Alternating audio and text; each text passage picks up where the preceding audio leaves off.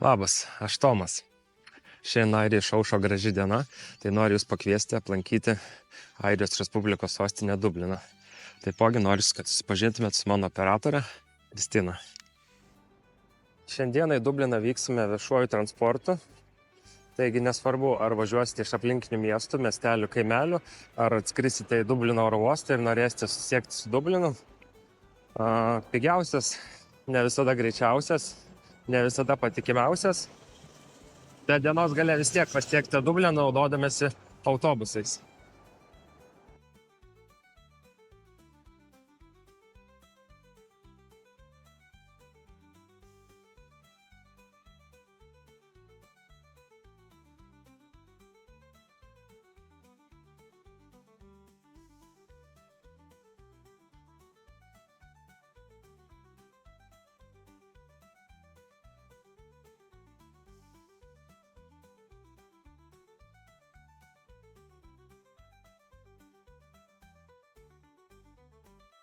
Taigi, pagaliau atvykome į Dubliną. Pirmoji mūsų stotelė Las Nevin kapinės. Kapinės įspūdingos, senos, gal ne tokios ir senos, datuojančios XIX amžiaus pradžią. Bet daug susijusios su Airijos istorija, kūryba, palaidoti pagrindinį Airijos nepriklausomybės veikėjai.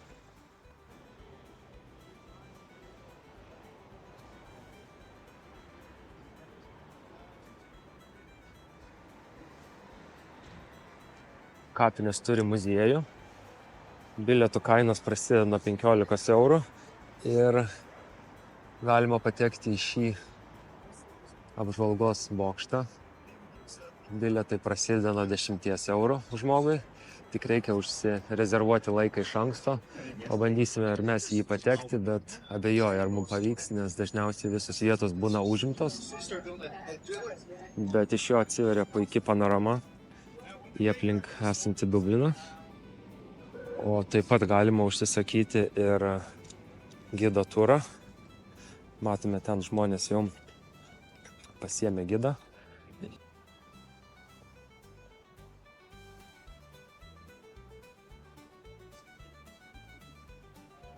Kapinės buvo įkurtos 1832 metais Danielio Konelio, kuris siekė užtikrinti, kad katalikai turėtų savo laidojimo vietą, nes tuo metu protestantiškos kapinės dažnai drausdavo katalikiškus ritualus.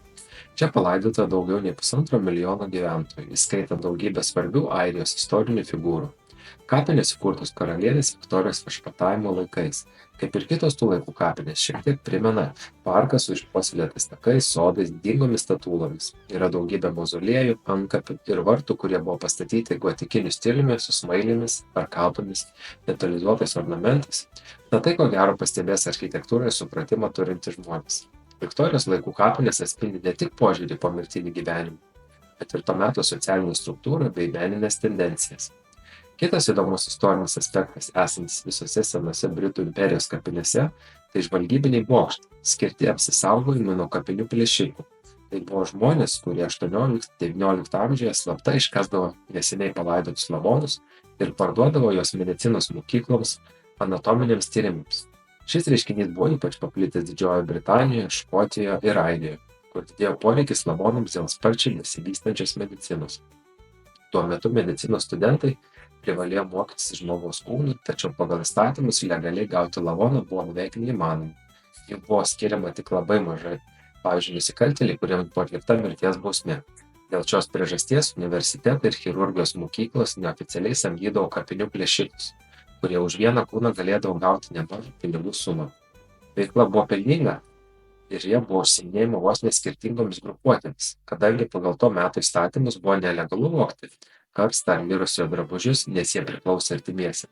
Plėšikai dažniausiai palikdavo viską kapavietėje, o pasiimdavo tik kūną. Viena grupuotė prisikasdavo iki kūno, kita paimdavo kūną, viską palikę duobėje, o trečia nugabendavo užsakovą. Dėl augančio pasipiktinimo žmonės pradėjo saugoti kapus, buvo statomi metaliniai narvai, samdomi sargai kapinėse, laikomi šunys, netgi rengiami slaptieji spąstai su šautuvais. Dėl visuomenės pasipiktinimo 1832 metais Britų imperijoje buvo priimtas anatomijos įstatymas, kuris leido medicinos mokykloms gauti kūnus iš vargšų namų ir ligoninių. Taip lavonų vagystės tapo mažiau pelningos ir ilgainiui išnyko. Kapinių plėšikai išliko tamsia, bet intriguojančia istorijos dalimi. Iki šių dienų apie juos rašoma knygos, kuriami filmai ir legendos. Gal šiek tiek retesnis dalykas, Lietuvoje netaip dažnai sutinkamas, tai kriptos. Laiptelį ir galima nusileisti. Tai turbūt šiai dienai nebent būtų laidojama, kremuojama urna.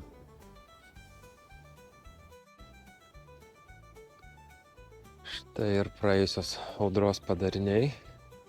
Matome, nukentėjo keletas paminklų.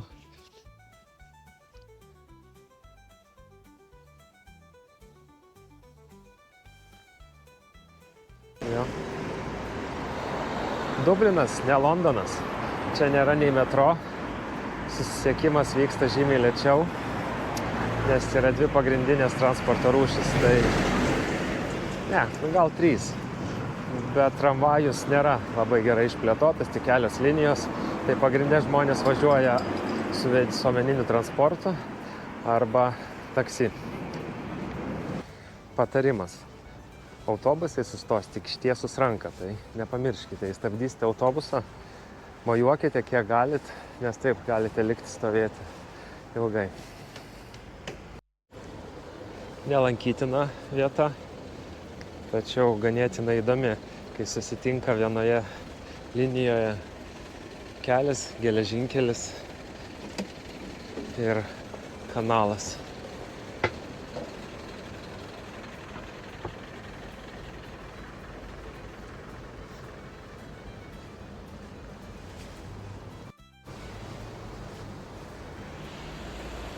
Dublinas turi 2 kanalus skirtus laivybai.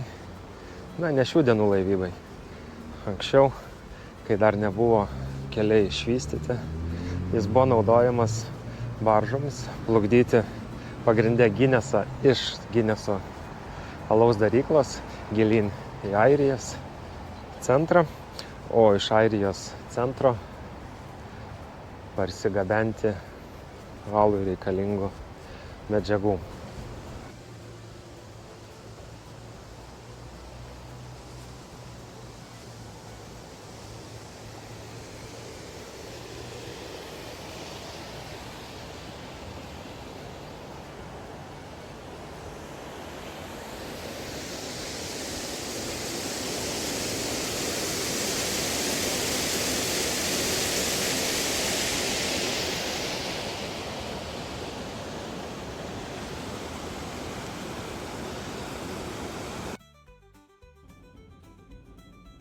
Šiame video papasakosiu, kaip veikia primityviai vienas iš tų senovinių šliuzų.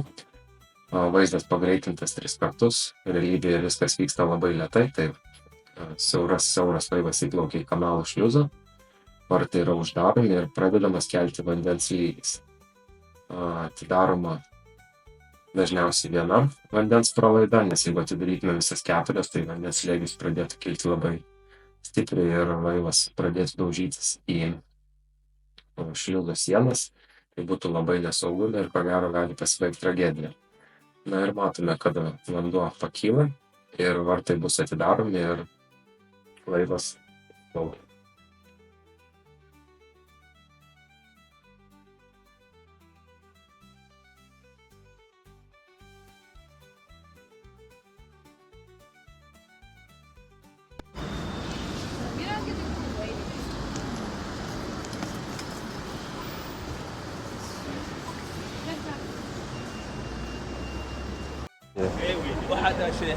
Taigi, visi keliai veda į Romą. Taip, Dubline, Airijoje visi keliai veda į O'Connell Street, O'Connellio gatvę. Ši gatvė jungia pietinį ir šiaurinį Dubliną, kultūros, istorijos paveldo ir prekybos sostinė. Spire Dublin, vienas aukščiausių pastatų Dubline ir vienas aukščiausių laisvai stovintis paminklas visame pasaulyje. 120 metrų aukščio, buvo panaudota 120 tonų metalo, pagrindė dengtas nerūdinčiu plienu. Tai tiek dieną, tiek naktį atspindi šviesą ir veikia kaip kelrodė žvaigždė, matomas iš pagrindinių Dublino gatvių. Apatinis skersmuo yra tik 3 metrai, o viršuje susiaurėja iki 15 cm. Kitas O'Connell Street privalumas, kad iš čia galima pasigauti hop-on, hop-off autobusą, kaip ir didžiosiose Europos sostinėse. Pagrindinės yra 3 firmos. Maršrutai ganėtinai panašus, tai nėra skirtumo, kurį išsirinksite.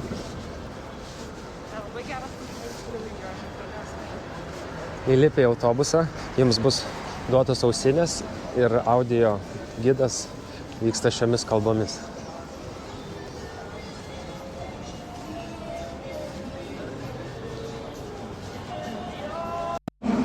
Taigi, mūsų operatoriai atėjo kavos pertraukėlės metas ir atvykus į Airiją rekomenduoju pamiršti visus Starbucksus, Kostas ir įvairius kitus kavos tinklus ir rinktis jų nacionalinį, nenacionalinį, kaip čia pavadinti, Butler's Chocolate Cafe. Puiki kava ir prie kavos visada gausite gero skonio saldainuką. Na ir kaip Londonas turi Harrods, taip Dublino verslininkai sugalvoja, kad jiems reikia irgi turėti kažkokią prabangę drabužių. Šiai dienai ne vien drabužių parduotuvė, tai jie įkūrė Arnold's. Parduotuvė sena, ypač gražiai vitrinos atrodo kalėdiniu laikotarpiu. Viskas vietoje. Jeigu norite paskaidinti dieną savo damai, vietoje galite nusipirkti gėlių puokštę. Praėjome vieną skersgatvį, tenais buvo galima įsigyti įvairių vaisių, daržovių. Ir būkite atsargus, jeigu eidami kažką valgysit, nes šitie gali iš jūsų viską atimti. Atėmė jau. Puikus. Mergino maistą. Jei turėjot keistą fantaziją bažnyčioje išgerti bokalą alaus ar raudono vyno taurę, jūsų paieškos baigėsi. Štai čia iš bažnyčios perdarytas pastatas ir dabar jame veikia restoranas. Tai galite laisvai įgyvendinti savo norus ir nereikės eiti pas kunigą išpažinties.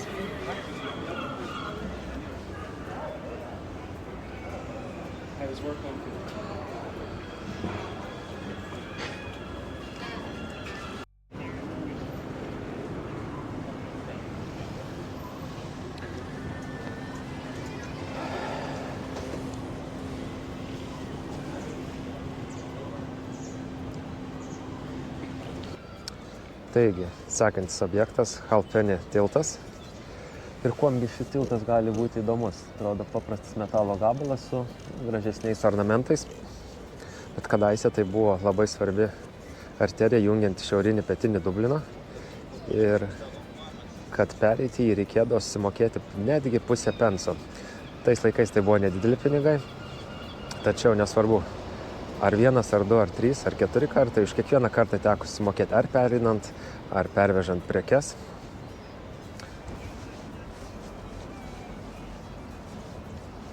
Iki tol, kol nebuvo pastatytas šis tiltas, transportui buvo naudojamos keltai, jeigu galima tai pavadinti keltais, mažos baržos, kad persikelti per upę.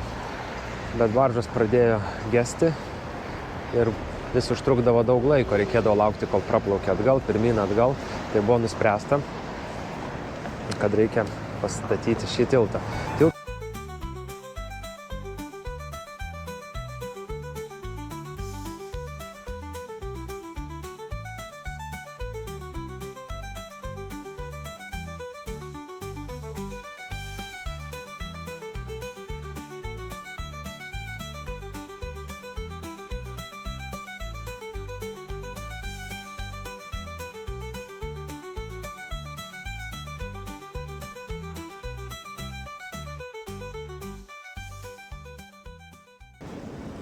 Mėgstantiems naktinį gyvenimą rekomenduoju aplankyti Temple Street gatvę, kuri dar netgi sausio gale yra pasipuošusi kalėdų, matome.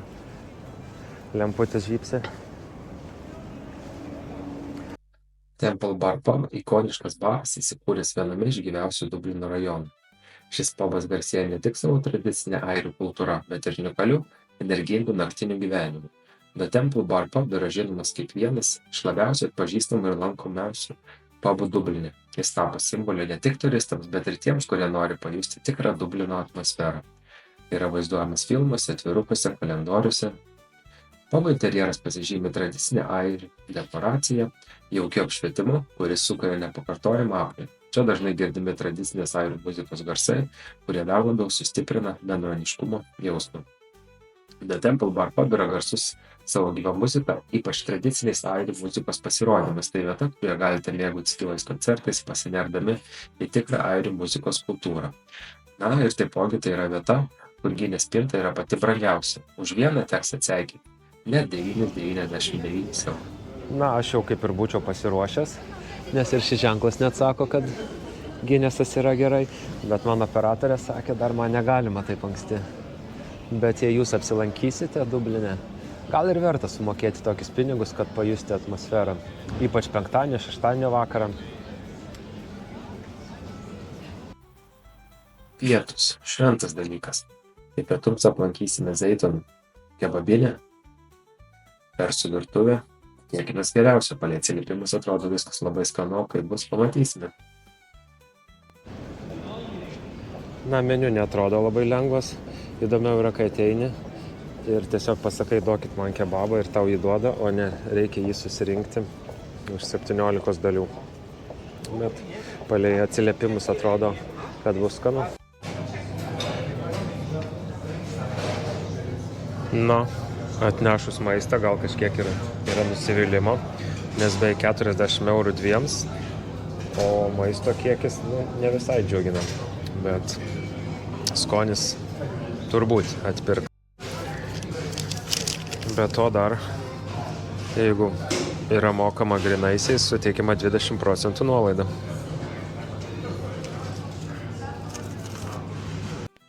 Taigi, papietavę, traukiame toliau. Ar skaniai? Taip. Ar rekomenduočiau? Nerekomenduočiau. Už 40 € tikrai galima susirasti, pavalgyti kažką geriau. Na, ir Asada išėjus iš kavinės, prisistato šie ponai.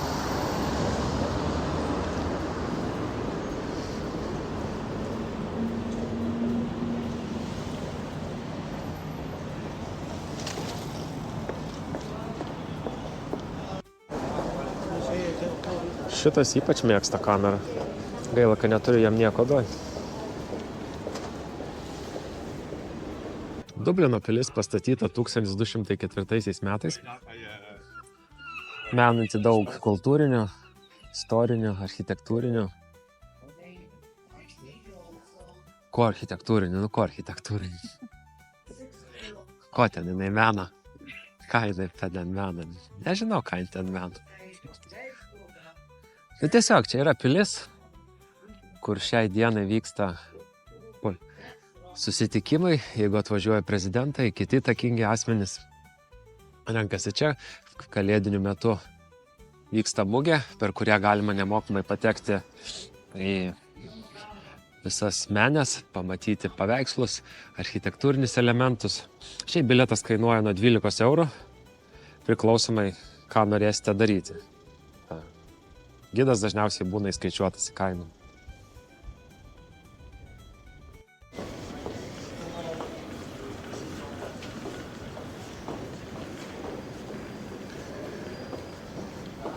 Nesvarbu, ar pastatas senas ar naujas, jų meilė akmeniui išliko iki šių dienų. Džiugu, kad jie restauruodami pastatus panaudoja akmenį. Net kartais dar jis yra naudojamas išgautas iš vietinių kalnų. Nebe tiek daug.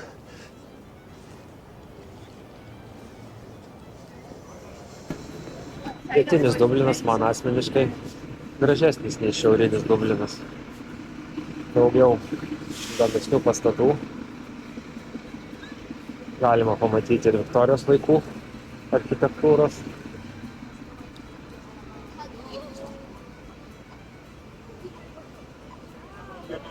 o tiesiai matome Trinity College. Didžiausias, prabangiausias Airijos universitetas, kuriame taipogi yra muziejus, kuriame yra Book of Kells, 10 ar 9 amžiaus veikalas, tampriai susijęs su airių tuometinė istorija.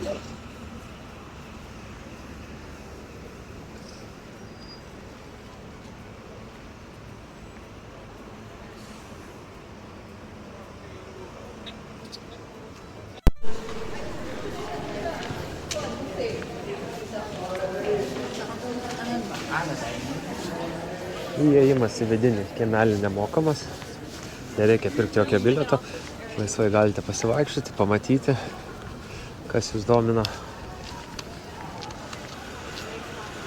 O įėjimas į pačią biblioteką, gerai nepamenu, gal prasideda nuo 40 eurų.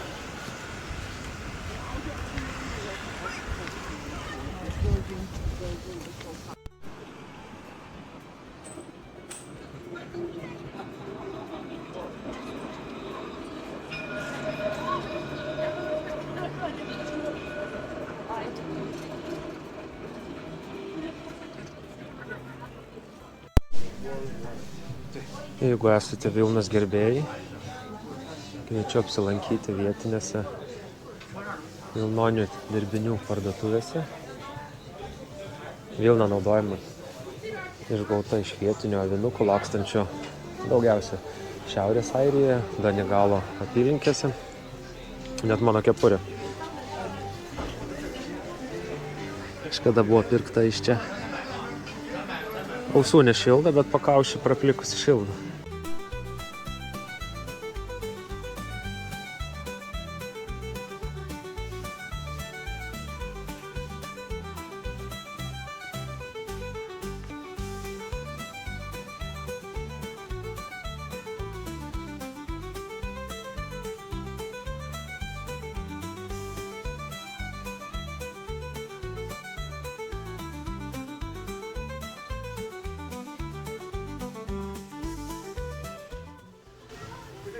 Kainos kepurės.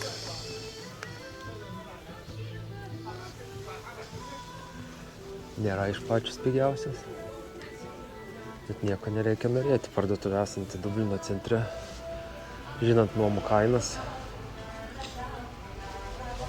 Megztinis.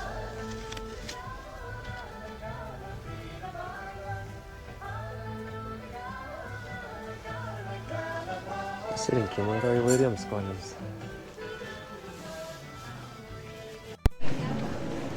Visiems mėgstantiems prekintis ir išleisti visus pinigus, verta apsilaikyti Grafton Street, Grafton gatvėje, kurioje yra visi žymiausi pasaulio gamintojai.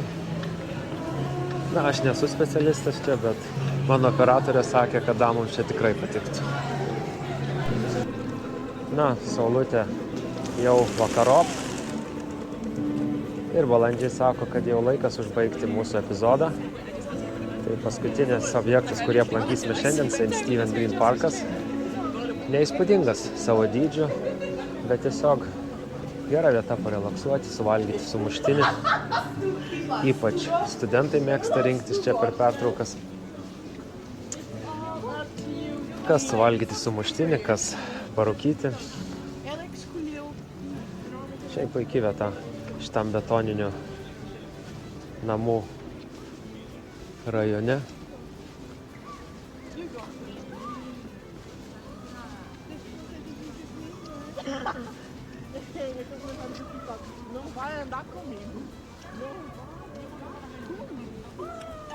Ahí va a nombrar un 5 versus 5. Sí. Pero la ponga ahí, pero a ver qué dice. Vale. No. Carlos. No, únete.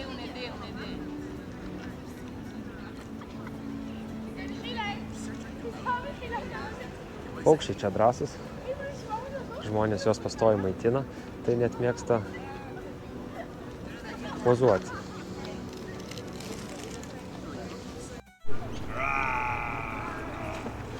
Jeigu norite atvykti, visada pasitikrinkite, kelintą valandą užsidaro, netemkite į naktį, nes kiekvieną mėnesį skirtingas vartų uždarimo laikas ir prieš uždarant visada apsaugos darbuotojai jūs išgins iš parko dėl saugumo ir kad parkas nebūtų niokojamas, jis yra labai saugomas. Šalia šio nuostabaus fontano ir užbaigsime šį epizodą. Dėkoju, kad žiūrėjot, tikiuosi pirmas blynas nebus labai susivylęs ir susitikimo antroje dalyje.